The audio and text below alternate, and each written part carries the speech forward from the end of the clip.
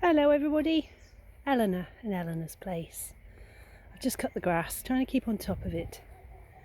Now, I'm just wondering, because I've just been looking at these strawberries. They're taking a long time to ripen. I am going to have to cover them because this one's been munched by birds. But they have got good sizes on them. We had a lot of rain last night, so everything's a bit mud splashed. But I'm wondering whether to cut off all these runners this year and encourage them to make more of a single plant, because I don't really want them everywhere. So I think that's what I'm going to do, and then I will get the nets over them tomorrow and cover them, because they're going to be ripening in the next few weeks. I know they are. They've come on really well from those tiny little plants I put in last year. The original bed is showing signs of ripening here and there. Boy, it's slow. The temperatures have just dropped off a cliff up here. We're down to 8 degrees at night, and we're not getting really much above about 13, 14 up here near the Scottish borders, so these are going to take quite a bit longer to do anything. These are coming out this year. I'm not really worried about them, I don't think. If I find the odd plant that's a good producer, I might transplant them. But this bed next year will be used for other stuff.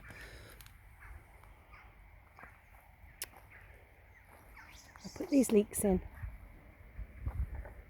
last week. Can you see them? They're coming. All that rain will have done them good.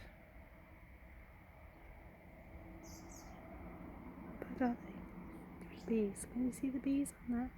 On the thyme. And, well, these beetroot are really... They've made up lots of leaves. I'm just waiting for the actual beetroots to swell more. Probably be another month. I've got my follow-on crop to go in, and they'll go in just here. They're ready to go in. I'll probably do those tomorrow. I'll remind you, these are Chantenay carrots. They're coming on. They need a little bit of cleaning up. There's a few little weeds around and stuff, but we'll get there. So I think we might be seeing a few of those in about a month's time as well. So, put quite a lot of the veg in now.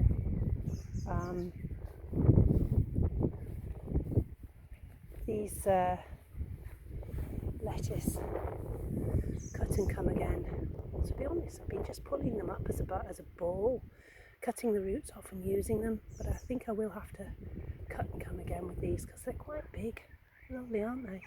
I'll have to get some more planted. I did sow some more lettuce, but they've not come through. They've failed. Everything else has come through. And this is just a refreshment on the radish, but I think the birds are pulling at them. These have been pecked at by birds. I'm sure they are. I might just put a little piece of wire netting over. That's a good idea. Right, come with me while I get the wire netting. I will just show you the greenhouse. That nice. Might as well while we're getting the little piece of wire netting. The tomatoes are getting stronger, starting to get little flowers on them here and there. The peppers, see that one in the corner? It's definitely got a flower on. The aubergine's got one, and all these peppers have got them too. And the cucumber has got two. There's one there, and I think there's one round the other side. Yeah, it's down there. It's down there. See him? There's another one there. So, we're doing okay in here. Right, this is what I want this. I will curve this.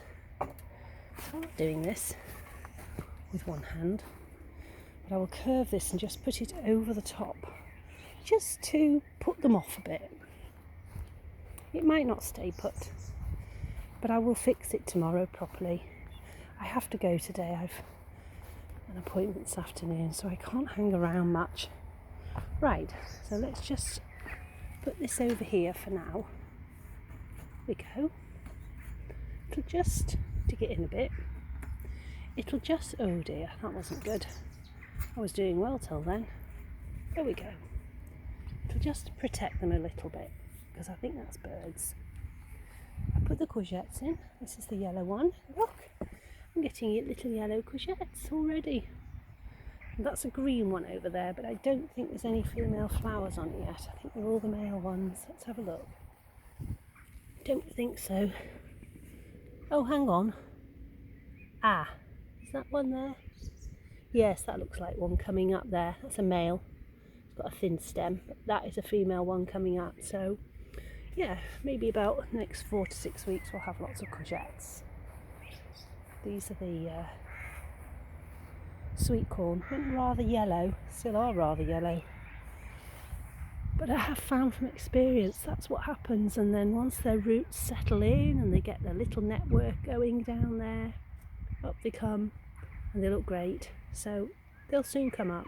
I need to hoe. As soon as you get rain you get weeds, so I need to hoe again. Keep that down. The peas are on the way up now.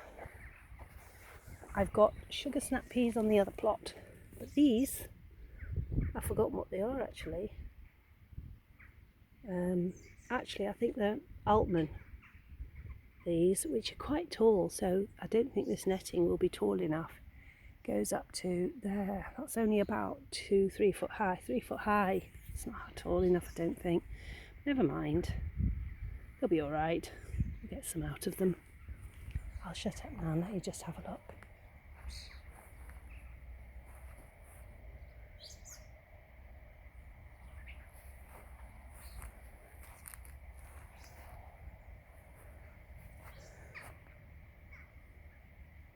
Just one shallot that survived. All the others died. They all rotted off. They came up okay, but they've rotted off. A little bit of damage there on that one. Looks like a slug might have got onto it. Only put them in last week, so the ones in the other plot have been in longer and they're looking lovely, so they're really leafing up. I'm going to use the cabbage earlier this year while they're still smaller, because if you wait for the heart you wait a long time and then they're all ready at once, aren't they?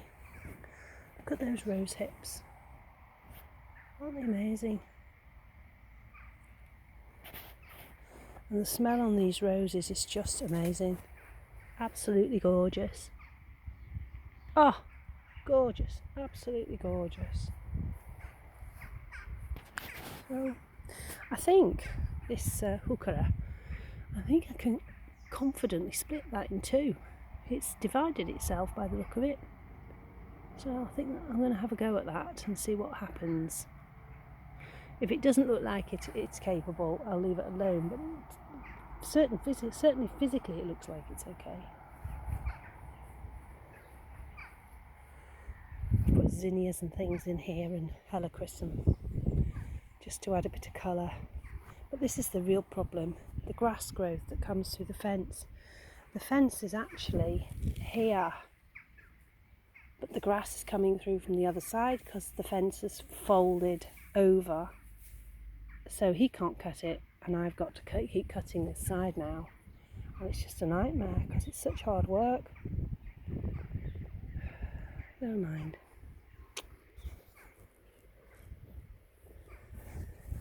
The Laryngium's looking nice. I must get some canes on that before the wind blows and knocks it all over, because it will all end up all over the path and it's in the way then, and they end up just mowing it off when they take the lawnmower down.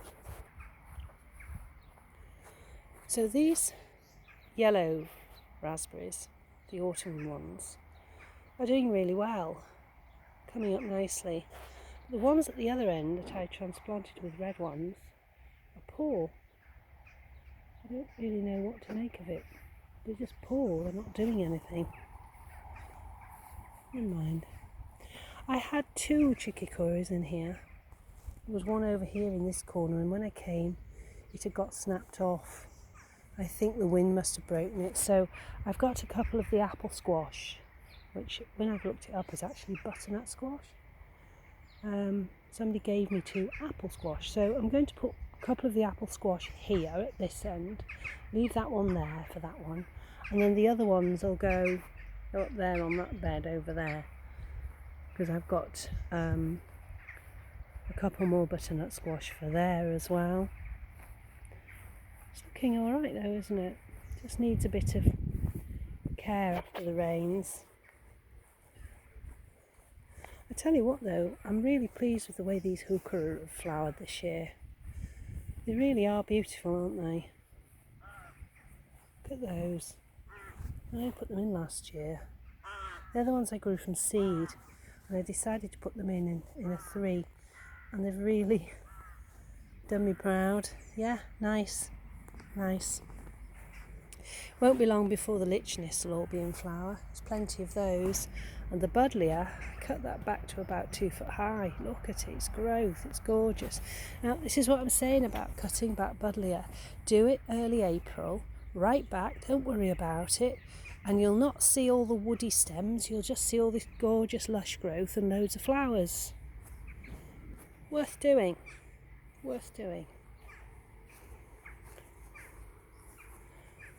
Won't be very long before I'm picking gooseberries. Some of them are starting to turn a bit pink. They are pink gooseberries, these. They're just starting to show signs of pink. And there's going to be a very big crop of red currants in that corner. It's massive, but the plant looks a bit squashed, but it's got loads on it. That's a blackcurrant bush here. This one here is a blackcurrant bush, and this is a white currant over here, and they're all doing nice. There's a few blueberries on one bush, but as I said before, the other one I think is having the rest. I'm going to lift those blueberry bushes out and underdo them with more of the acid soil, you know, the special acid soil that you can buy, ericaceous soil. That's the one. Look at my little Bramley apples. Aren't they looking nice? Hey, I'm so pleased with them. This is the first time I'll have had fruit off these trees, and they're looking splendid. I just hope people don't come and pinch them, nick them, you know. Just look at those, aren't they gorgeous? And look at my plums.